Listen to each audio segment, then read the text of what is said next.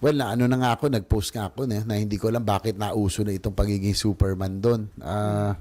You know, I've been a motorcycle rider for several years already, and Marilaki has always been tinatawag na playground kasi maganda yung kalye, no? Maganda yung mga a lot of pop-up coffee shops, maraming mga restaurants now, no? I think yan na po ang #1 tourism destination ng Rizal, no? Yung Marilaki, no? Ang ganda ng views, Sierra Madre. I used to frequent Marilaki before a lot, no? Siguro mga twice a month. Dati pa nga may time weekly, no? Kasi napakaganda talaga doon. Malapit lang. But I haven't gone to Marilaki in the last 2 years kasi nga po a lot of accidents have been happening. And actually I voiced this out already before.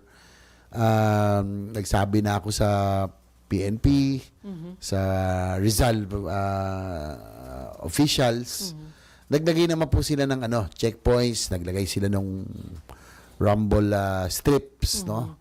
Doon sa mga areas na kailangan, pero but nagtuloy-tuloy pa rin eh. Kaya nga, and actually yung makasamahan namin sa sa club ko, yung Club 200, may na-aksidente doon na hindi naman niya kasalanan, no? Binangga siya.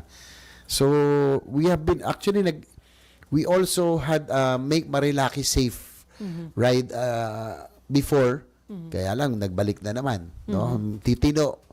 Pag nandiyan yung HPG, umaayos sila, tumitino. Kaya lang hindi kasi dapat siguro gawin na ng PNP na regular na nandoon talaga everyday. Na hindi dati kasi ngayon lang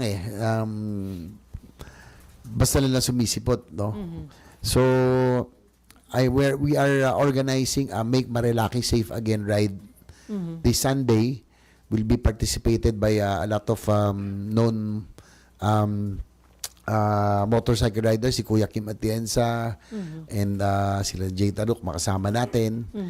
Motorcycle riders organizations are joining. LTO, yung LTO chief natin nagsabi, sasama sila. PNP, yung mismong provincial director, sasama rin, magra-ride. So maganda, no? LTO, PNP, motorcycle riders organizations are joining this ride this Sunday. So hopefully talagang mawala na yung mga nagkakarera, nagpe-perform ng stunts. Para mabalik natin yung sayang kasi, no? Marilaki is so beautiful. Marami diyan naman maayos, no? May kita mga couples to na magkaangkas sila, talagang magpapasya lang, magkakape, kakain doon. So, sana maibalik yon. Kaya ako rin, biker ako, masarap sana magbisikleta yan. Natatakot na rin ako pumunta ron, no? Na maraming bikers natatakot din kasi nga, because of these few individuals that are